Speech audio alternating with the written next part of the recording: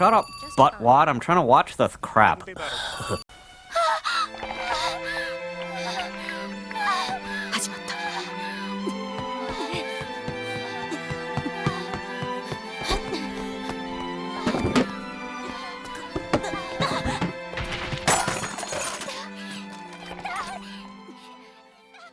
it, this pisses me off. If we don't see some boobs or some explosions or some poop, that'd be cool. Poop. Yeah. There's a certain kind of anime they don't make anymore. The kind that leaves you hollow after the credits roll.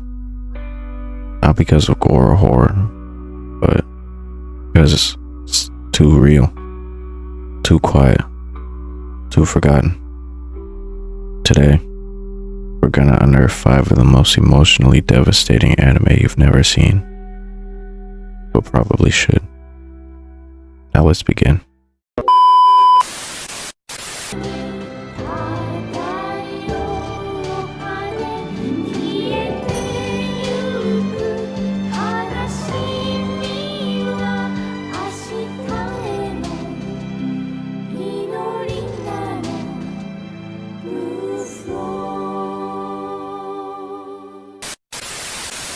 There's a town surrounded by impossibly high walls. No one knows what's outside. No one ever leaves. And inside, girls with halos and gray wings live their quiet, ordinary lives. It sounds like a fantasy, maybe even a slice of life show.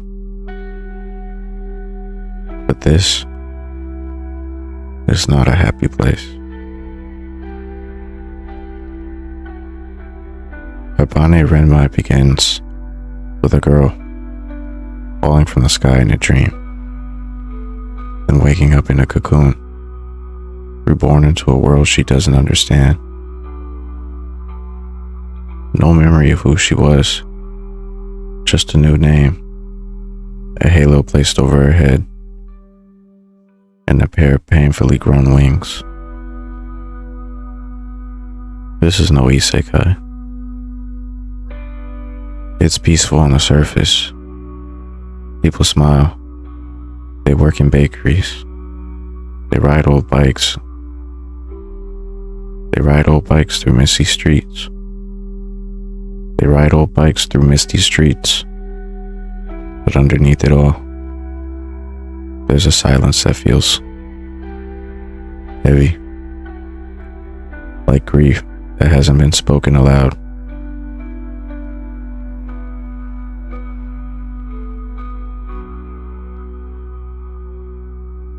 Every Haibane, that's what these winged angel souls are called.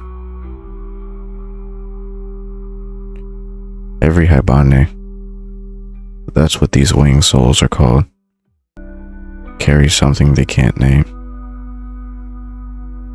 A quiet sadness, a guilt, a weight. They're not allowed to leave the town, and they're forbidden to touch anything new. Only secondhand items. Only things that others have discarded. It's subtle, but it says everything. They're broken, and this place, it's not heaven. It's not hell either. It's something in between. A purgatory made of old brick and falling leaves.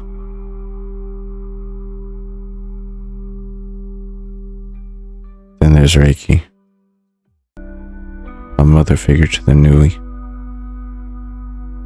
a mother figure to the new, a mother figure to the newer Haibane. But she's not okay. She wears her trauma quietly, like a coat she's been carrying for years. She paints over her past in murals, but the cracks still show. And the longer you watch, the more you realize that no one here has truly healed. They're just surviving, waiting, hoping it'd be forgotten. The series never explains everything. It doesn't have to. It's about emotion more than plot, regret more than revelation.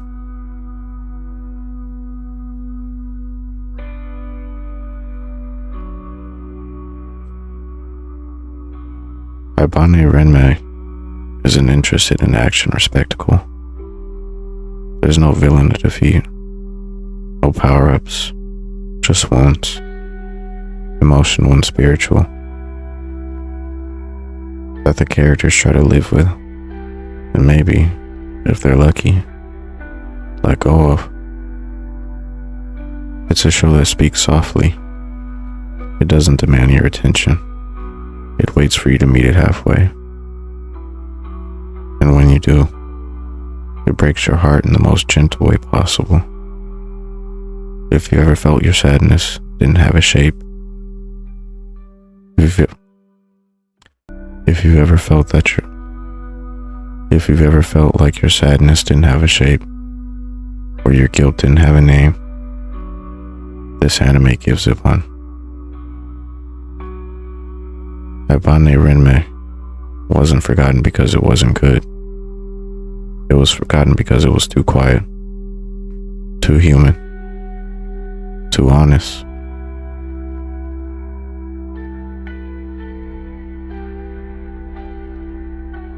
When we suffer without meaning, we suffer twice.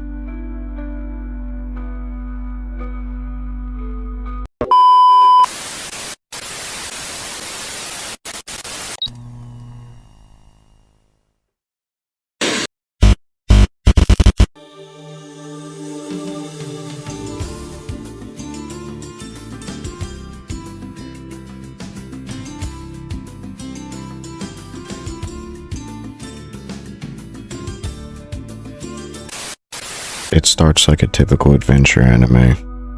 A bright-eyed boy named Shu, a distant tower on the horizon, a girl with strange powers. You'd think you've seen this story before. But now and then, here and there isn't an adventure. It's a descent. Within minutes, Shu is dragged into another world, not a fantasy realm, a nightmare. A desert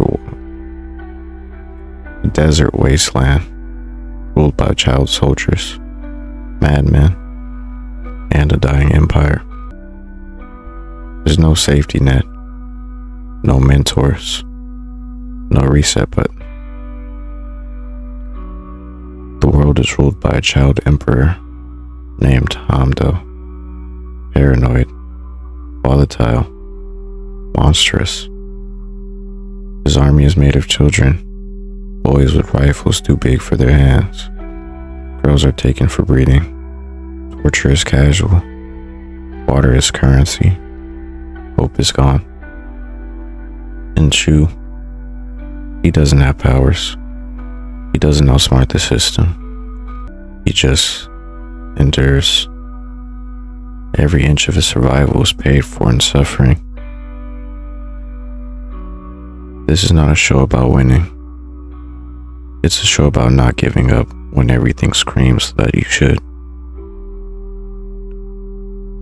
The horrors shown aren't exaggerated. They're painfully real. Child soldiers, war crimes, psychological trauma, things anime doesn't usually show, or dares to only in metaphor. Here, there's no filter.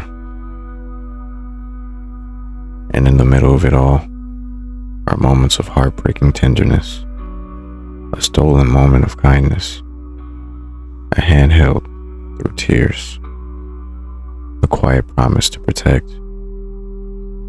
It asks, what happens to innocence when it's ripped away too soon? Can someone still choose to be kind, even when kindness seems like a lie? Shu never becomes a hero. He just remains human. And in this world, That's revolutionary. Now and then, here and there, isn't well known. Maybe because it's hard to recommend. It doesn't entertain. It confronts. If you've ever wondered how far you can stretch in a hopeless world, if you've ever wondered how far hope can stretch in a hopeless world, this anime might stay with you longer than anything else.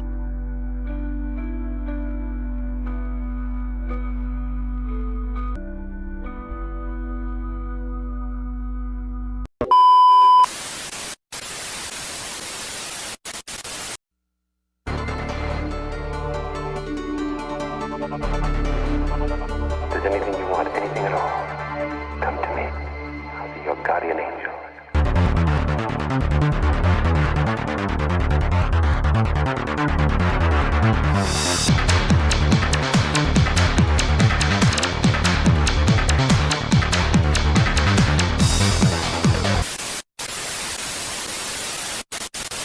There's a show that depresses you, and then there's Texhnolyze.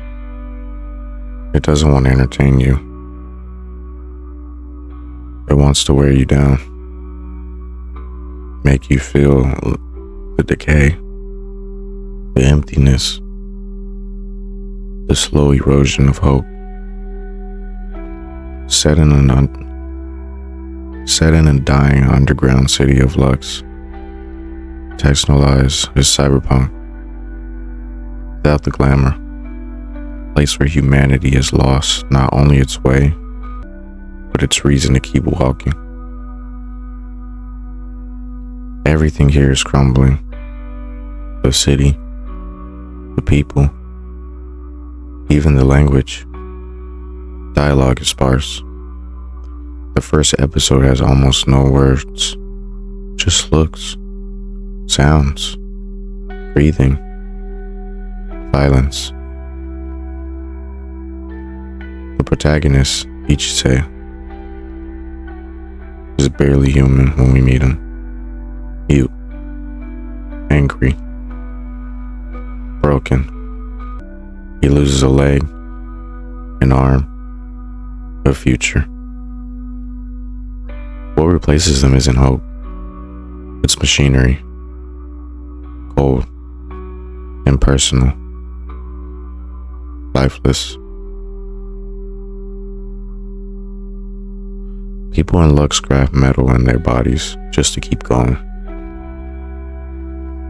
But the more they replace, the less they resemble anything alive.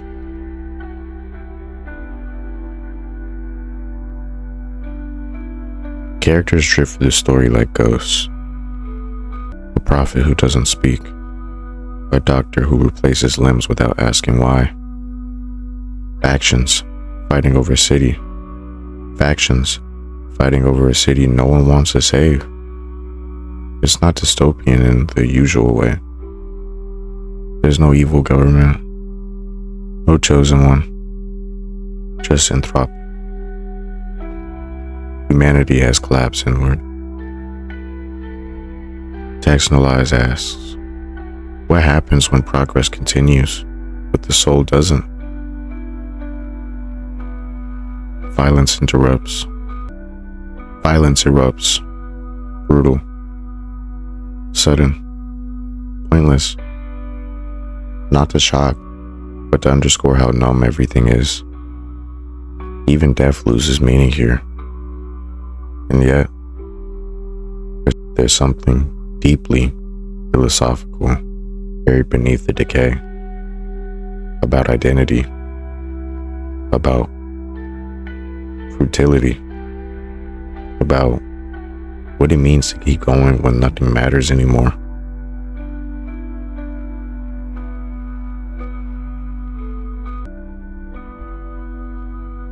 It's like the anime itself is asking whether it deserves to exist, and that honestly makes it unforgettable. You don't finish Texhnolyze feeling sad. You finish it feeling hollow. But maybe that hollowness you started. But maybe in that hollowness, you start to hear something. A quiet whisper beneath the static. Something real. You existed. And that was enough.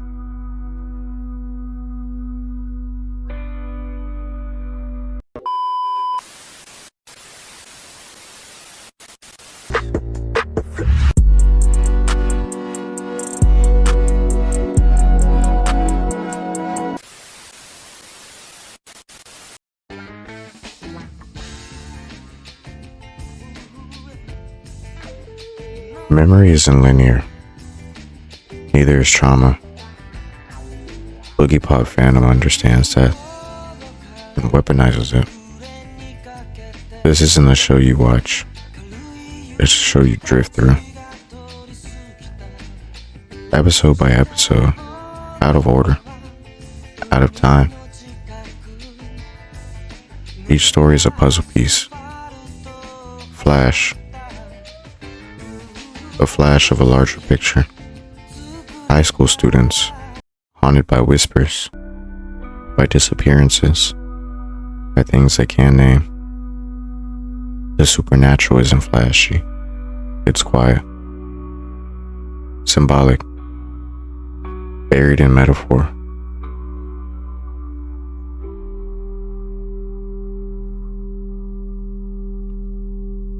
There's a girl who thinks she's being erased. A boy who sees time collapse. A girl who glows in the dark. Each of them affected by a strange light that once flashed over the city. An event we never quite understand. But it's not really about the light. It's about what it changed in them.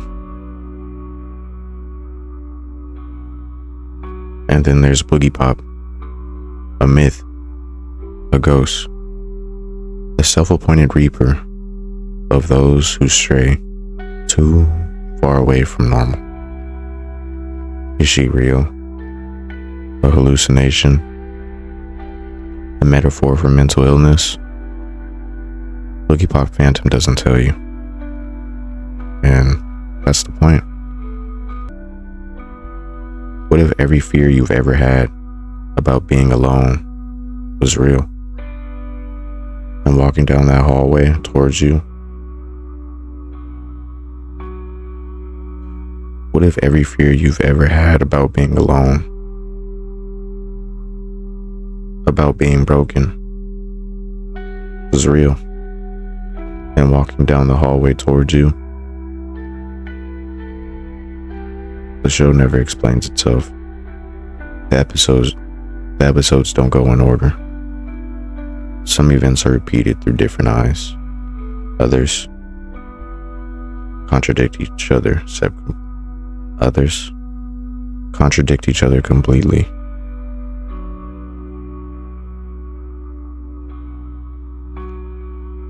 But this is how trauma works. We relive it in fragments. We rewrite it. We bury it. And that's what Boogiepop Phantom does. And that's what Boogiepop Phantom is. A collection of buried stories, rising up like ghosts. You don't finish it with answers. You finish it with questions about identity, fear, memory, and maybe that's what makes it so unnerving.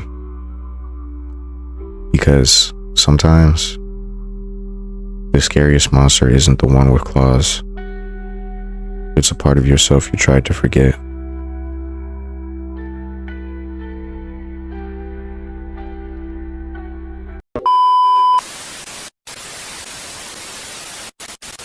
Not every heartbreak comes from loss.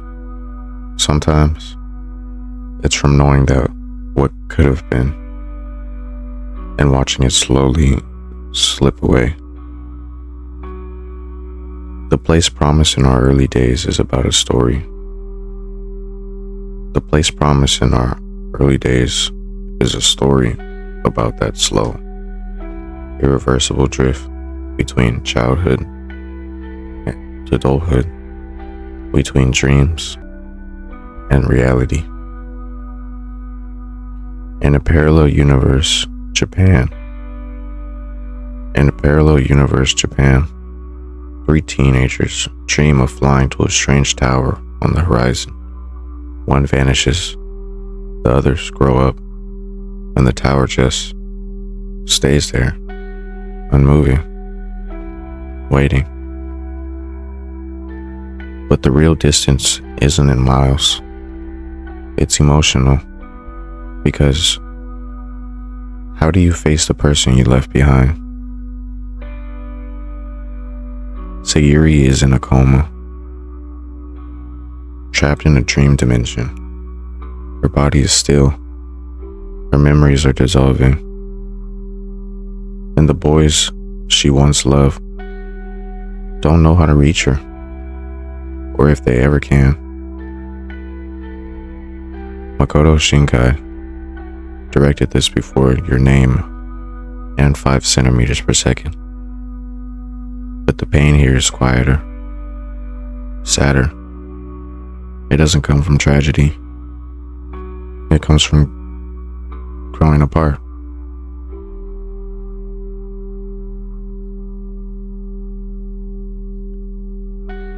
They built that plane as kids.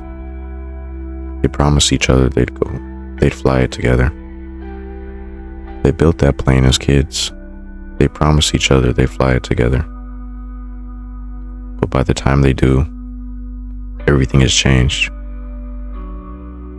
The older you get, the more you realize how fragile some promises are, how easy people drift. This movie isn't about a mission. It's about memory, regret, the ache of loving someone who belongs to another time in your life. This anime won't shatter you with violence or horror. It'll break you, slowly, like a letter you forgot to send, or a dream you forgot you had.